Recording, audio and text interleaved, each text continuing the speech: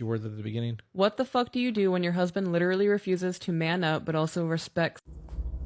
What he said and how he said was absolutely correct. See, you never really will win an argument getting into a yelling match. And it's really not about winning the argument. It's about making your point and getting your perspective seen. And getting to a yelling match or degrading match or patronizing match is never going to get your point, regardless if you're a man or woman. But asking questions, even I found in experience, asking questions and asking the right questions will get your point across and your perspective across.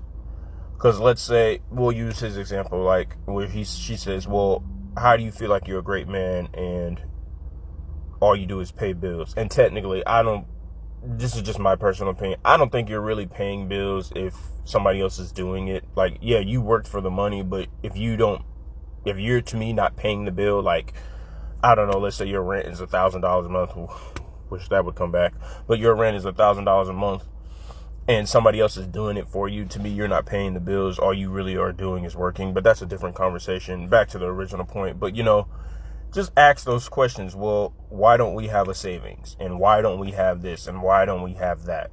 And ask it in the tone and the presence that he asked it in. Like, he didn't yell. He didn't scream. He said it with a stern voice and a calm tone.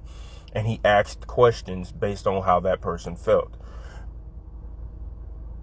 Again, it's not questioning their feelings. He is valid in not feeling respected if he doesn't feel respected in his marriage or in his relationship or whatnot.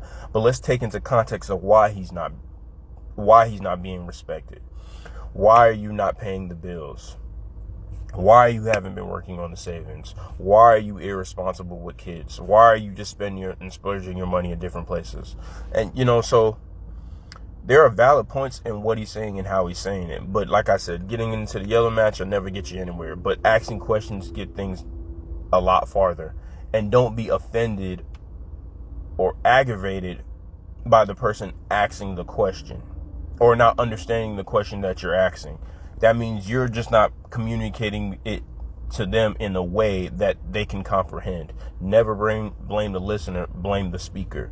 So that means and that could be the disconnect that you have right there.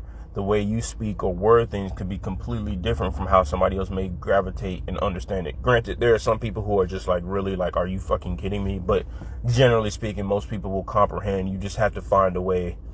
Language is an art, and you have to find the art that works for them.